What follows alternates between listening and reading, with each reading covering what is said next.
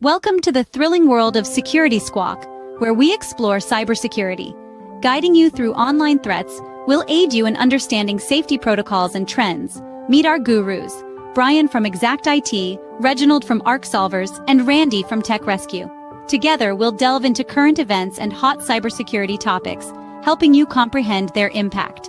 Stay informed, stay secure. Security Squawk, the business of cybersecurity. Buckle up, let's dive in. What's up, guys? Welcome to the Security Squawk podcast. I am Brian here with Andre and Randy. What's up, guys? Hey, good morning. Happy Tuesday. I know, right? Happy Tuesday.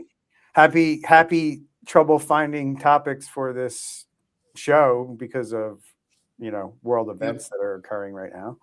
Yeah. But yeah. So guys, let's get into it. So I got a couple questions for you. What if your firewall, the thing that you bought to protect your network, becomes the attacker's blueprint, right? That's one thing we're going to talk about today on the show. And what if a medical manufacturer doesn't lose its factory? It loses its ability to print shipping labels. What kind of impact does that have? We're going to get into that one today. And what if a cancer research center ends up notifying over 1 million people because it kept social security numbers from the 90s? We're going to talk about that today. So this week isn't about phishing emails. It's about control plane failures, operational choke points, and the long tail of data you forgot you still had. So we're going to jump right into it. This is Security Squawk, where we translate cybersecurity chaos into executive level consequences. No scare tactics on this show, no vendor spin, just what actually matters to business leaders. And we just talk about it and rap about it and share our thoughts from a cyber experts who see this stuff every day. So 3 stories this week, one theme: the systems you trust most are the ones quietly expanding your risk. We're going to dive in here with Andre's topic, which is that firewall topic, marquee software versus SonicWall. Andre, it's a lawsuit that's going to make a lot of security vendors uncomfortable. Fill us in. Let's go. Yeah. So you start off the show saying what if, but all this stuff actually happened, right? Yes, sir. Yeah. So, all right. So we're going to talk about Marquee Software Solution, and I'm going to paint the picture for you. So they're what is called a fintech company, and they provide marketing, data analytics, compliance reporting, and customer engagement tools, primarily to banks, credit union, and mortgage lenders. So they sit pretty much between the banks and a lot of data. They hold names, socials, financial account information, contact details, and they have about 700 customers. So what actually now happened is they, in their corporate office, they use SonicWall firewall, great company. And they have MFA enabled, they had all of the security controls in place. And a lot of times when you have all of these settings in the firewall, you want to make sure that those settings are backed up. And SonicWall provides a third party. SonicWall is the third party, but they will back up everything of those settings. So if a firewall or something like that goes down, all you have to do is put the new piece, restore back from the backup, and everything is good. And unfortunately, SonicWall, that was holding the backups, that got compromised. And after that got compromised, the bad guys, they were now able to use that information to get into Marquee system. And once they got into the Marquee system, they were then able to deploy ransomware, and it actually impacted 74 banks. So here you are, you're the customer, you did everything right. And now you have 74 of your clients that now are impacted by this. And you have out of those 74, you have about 36 of them already suing you.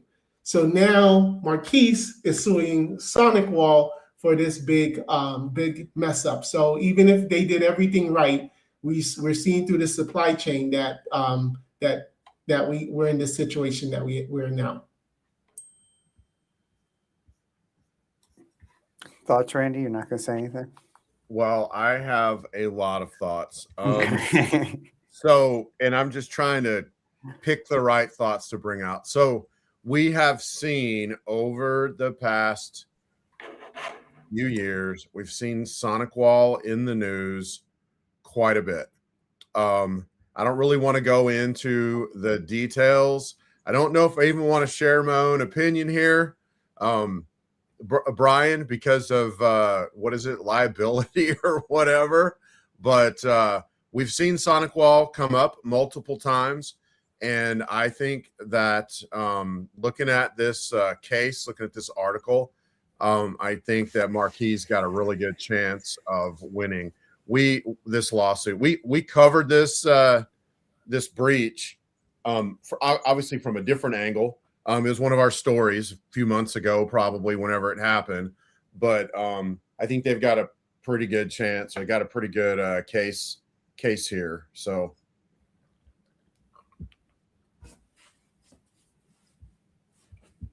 What are your thoughts, Brian?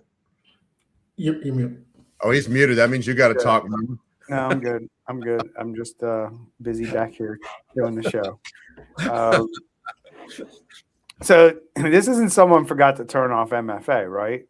Right. No, not at all. Right. So, you do everything right internally, still get bypassed because your security vendor leaked your playbook, right? And that happens all the time. Like, guys, I remember going through an audit, right, here at Exact, and we questioned the auditing because, like, we're turning over network diagrams, how we do everything. And I'm like, what are you doing with this stuff? And where are you keeping it? Where are you storing it? And what happens after the audit? And it's like, we were the first person to ask these questions. Mm-hmm. And that didn't like make me feel great. You know what I mean? So, like, it's a similar thing here. You got to always keep your head up. You got to be looking over your shoulder. Like, where's your data going? Who has it? And then what are they doing with it? Right. And like, the good thing is at the end of the audit, we had the ability to destroy the evidence that we had to supply, to the auditors. That was the good thing. Right. But, there were some questions about, security in the process of handling that as well that we were concerned with. But at the end of the day, that's all I really cared about. Like, once we give you all the data, if I'm in control of deleting it and it really gets deleted, then I guess I'm good with that, right? So, but these are things you got to think about. So, third-party risk moved from questionnaires, right, to litigation in this case. Mm-hmm. So now things are going to come in to play here. And like, you could apply this to, like, think about your cybersecurity. If you have cybersecurity insurance, right? Did you fill out that form correctly? And then they're going to start looking around, like, who was involved? Did somebody install that firewall, a third party, right? And then they'll go after them too, right? So expect insurers to drive that conversation hard when something like this happens. Yep. If your firewall backups contain reusable authentication artifacts, that's not a misconfiguration. That's architectural negligence by the people in charge of your IT and cybersecurity, and you're going to get nailed for it. Yeah. So, and one more thing too is originally SonicWall took 3 weeks to disclose it and said it was only 5% of their clients, and later on they said it was all of their clients. So this is going to be a huge lawsuit from 100%. Yeah, Anthony Webb, good comment there. Have well-defined SLAs. Insurance will look there first. That, absolutely right. You got to maintain what you say you're doing for people and things when you're either supporting these things or you put them in place, right? So, well, I would even add a little bit to that. Not only do you want to have it well documented what you do, also document what you don't do, because if let's say if you're an MSP in this case and you're not doing X, Y, and Z, the insurance company doesn't care because they're just going to assume that you're covering it all.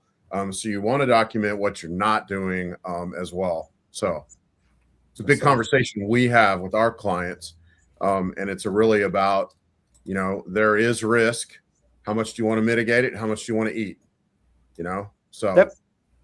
Hey, and just, when all these tools have the ability to do things like export configuration things and stuff like that. Like sometimes you got to go deep enough to look at what's inside those, right? Because if it's passwords and stuff, you got that sitting in a backup, you got that sitting in a documentation tool, and that gets compromised, and you're in the same boat, right? So. Yes. Good topic, good discussion. One of those things that is left field for a lot of people. And I think I applaud Andre for kind of highlighting this and bringing this to the show today. So Randy, over to you. We got this UFP technology cyber attack, medical device manufacturer, UFP Technologies. What happened? All right. Well, so this is interesting, and I think it really dovetails into our previous topic in a way, because we're always talking in our show about third-party risk, supply chain risk, and things like that. In this particular case, this medical device maker, they're called UFP Technologies, and they make little parts of medical devices that are then used by big companies to go ahead and to make devices that are used. Talking things like, I don't know exactly, but talking things like reusable things like scalpels, packaging that is, that doesn't have germs in it. This company has around 40 clean labs around the world. So they are a $600 million-ish a year company, and in the supply chain, they're manufacturing parts that then are later put together to make devices that we use. A lot of these devices are things that aren't kept in large supply.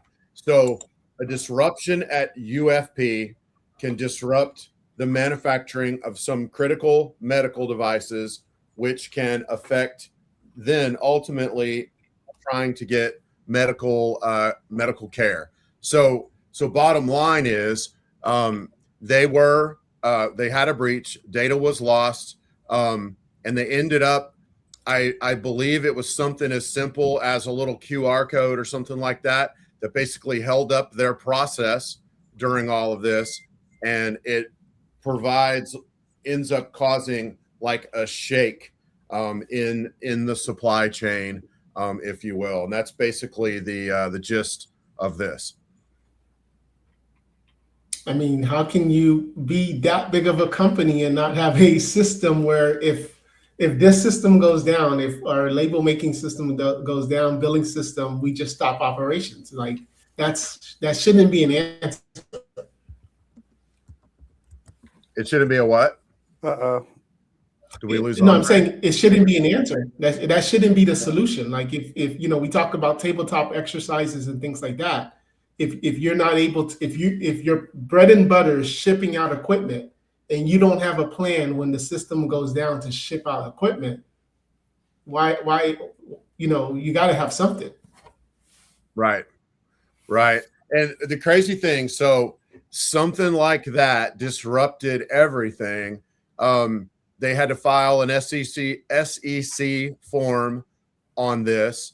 It also looks like data was not only taken, but that data was destroyed. We don't see that very often. So interesting case. Yeah, it definitely is. You have, cyber criminals, right? I look at it like this, where they have figured out the leverage points in certain businesses. And this is one of them. Like, they didn't have to attack the whole business. They just needed to shut down this piece of it, and it killed them, right? So, ransomware groups are getting better. They're getting smarter. They don't encrypt everything anymore because it takes them a lot of time. So they're looking for choke points like this. So if you have them, they're going to exploit them. And where I push back is where UFP says they don't expect material impact. And to me, that's just accounting and CYA language. Customers don't care about material. They care about whether their shipments are late. And their shipments are going to be late. Mm-hmm. So any other thoughts here, guys? None on my side. Yep. So this is a massive reputational problem for them. I think, financially, the insurance companies will come in and help them out. But when delivery slips, that's gonna be in the customer's memory, and they're gonna find other people and other ways to get what they need. So, and it works like that 100% of the time. And we try to warn people on this show that this will play out this way, but you read articles like this where they seem to be numb to that fact. And that's where we're at here. So, all right, guys, moving on here. We have University of Hawaii is the one I wanted to bring to the table. And they had a little bit of a ransomware issue that was discovered in August of 2025 in the epidemiology division, and systems were encrypted and data was likely exfiltrated. There was approximately 87,000 study participants whose information was directly impacted. But the bigger problem here is the historical data sets that they found in this heist, which was social security numbers and driver's license numbers and voter records dating back to 1998 that pushed potential exposure to nearly 1.2 million individuals. So what happened here, guys, is they engaged the threat actors and obtained a decryptor, and they received assurances that data was destroyed. So let me reiterate that, right? They paid, they got a key, and they got a promise, right? What I want people to understand in this world is that is not anything. That is not verification. That is a negotiation, and that's all it is. So what are your thoughts here, guys, based on that? The data still got out, even though this organization paid. This is where we're at. And then, like, do you have any heebie-jeebies? Randy, is the hair standing up on the back of your neck yet? I mean, come on. I mean, I'm shaking my head over here, about to pull a muscle in my neck, because this goes back so far. Like 1993 is when this study was established, that gathered this information. It's at a university in Hawaii, but it contains driving records, driver's license numbers, social security numbers. Like, I mean, okay. So first off, Bro, I'm going to tell you right now, like back in the day, Randy, what's that? Back in the day, we had a similar client over at UPenn. I'm going to tell you that their security was nil. Right. And, they do things like this, right? They do, they do research and they bring people in. And when they do that, they take your license. They take, I don't know why they have voting records. I guess maybe if you don't have a license, you're bringing in, very odd to me, but whatever. But again, this wasn't an EMR. This wasn't a clinical thing. This was a research infrastructure. It was basically a server, right? In a lab at a university, probably in a basement somewhere. No kidding. I'm not kidding. Typically less governed, less monitored, holding extremely sensitive data, and that data retention and the ability, and like Andre, you call this out all the time on the show. You talk about like not cleaning up your data, having data for 20 years, right? That is a massive risk when you're retaining data for that long. So the fallout here, guys, with this university, you can't notify 1.2 million people without some kind of reputational fallout. And that's just going to be what happens here. So any last thoughts before we kind of go in the tail end of the show here, boys? I know for the last couple of years, we always see universities in the news because they are to a sense, they're not regulated. Right. They're usually underfunded in cybersecurity. And most importantly, they're running some type of legacy system. Something is still just like hospitals, something is still working and still on and still connected to the internet because they need that one thing. but there's still no. I'm sure no one has looked at that data from 1998 in many years. Yep, 100%. So, well, you good know thought. what? Go ahead. Brian, I was just going to add with, with AI and all of that, we ought to be able to audit our data and find something out there that we might have overlooked using an AI agent, go through the data and, get rid of old data. And we're also seeing laws like the FTC safeguards rule, which is a rule based on a law, but it requires car dealerships and other people that aren't banks but deal with money things in money-like ways to not keep data past a certain time unless they literally need it to continue doing business with the customer. And the reason that we've seen all these laws and rules pop up is because of cases like this. And I would like, before we wrap up the show, we ought to look at, there was a comment I'd like to address. Yep. So we got, I'm going to bring up Anthony. I thought that was a good comment. So supply chain attacks are going to be more common with vibe coding, flooding to GitHub. Oh, definitely. I mean, all this AI stuff is going to cause major problems, very soon. Yeah. I mean, if SonicWall, with the billions that they have in their programmers and stuff like that, made that mistake, just imagine this vibe coding. Right.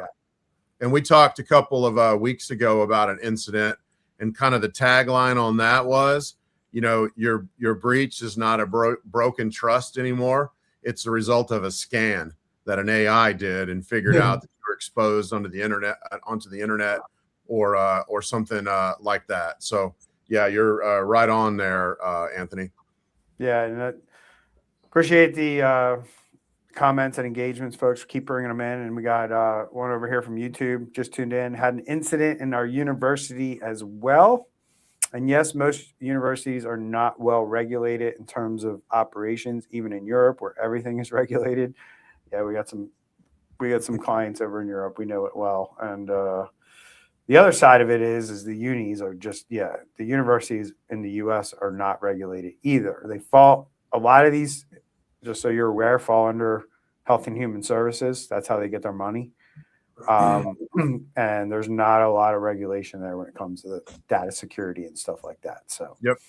There's not a lot of regulation in general because I can't speak for everywhere in the world, but in Texas, a public university is basically an arm of the Texas government. Mm-hmm. And so where I live in a college town where there's a university, and laws that apply to the regular folk don't apply to the university because they're literally government, is the way that they're, that it's looked at. So yeah. And there's not a ton of regulations aimed back at the government. I know there's plenty, but there's not like this flood of regulations regarding data that are aimed back at the government. So, or responsibility. I mean, this article should have also said, and because of this, John Doe, who's been holding the data for 20 years, has got it suspended, or something. There's not going to be any accountability. They're just going to throw money at it. Everybody's going to forget in a couple of weeks, and then we're talking about the next breach. Mm-hmm. And then, Anthony mentioned the vibe coding thing, flooding, the GitHub, but also just because of AI in general, we know that tons of data is getting fed up to AI and not being kept separate, right? You got to be diligent as a user of AI to figure out how do you keep your data separate. And if not, yes, AI is going to try to make it anonymous. If you upload it to a free AI or whatever, but you still run the risk. If it's very unique data, you run the risk of it remembering it word for word.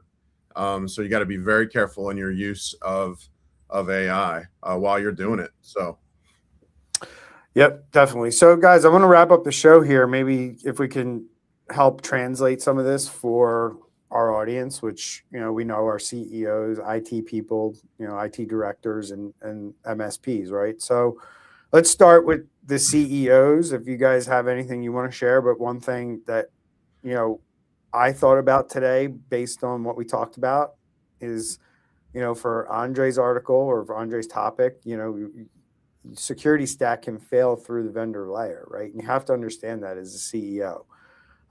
You can do business with a vendor, and we've talked about this before. You can do business with a vendor and they could become a problem for you, and you can get hacked through something that they might not be doing well enough. And that's what we learned here with Andre's topic. So did you guys think of anything else that CEOs might gain from that? Go ahead. You're muted. Uh-oh. You're good. Okay. All right. So, and then, the other thing is we talked about operations being crippled without shutting down production, and, archived data, old data being tomorrow's headlines. So, those are big things that CEOs have to be aware of at that level, right? And so for IT people, review, like we mentioned, review what your firewalls are actually doing. Like when you take those backups, if, most of the firewalls that I've dealt with, you can schedule these backups to happen. And some of them allow you to push them off to the cloud and stuff like that.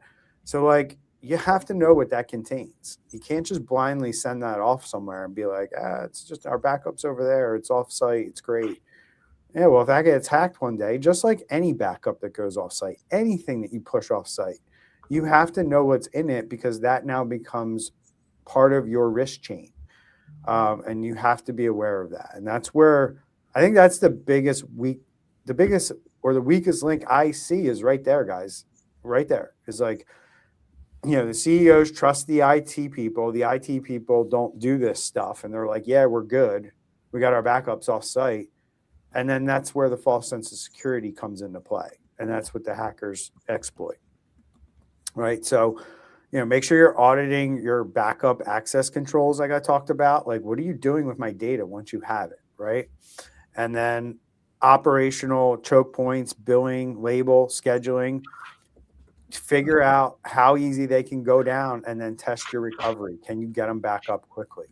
Right. Because if you can, then your risk just went down tremendously. So, you got to assume attackers understand your process and those dependencies, right? What systems rely on what? And you have to think like they do. Think like a hacker at the end of the day, right?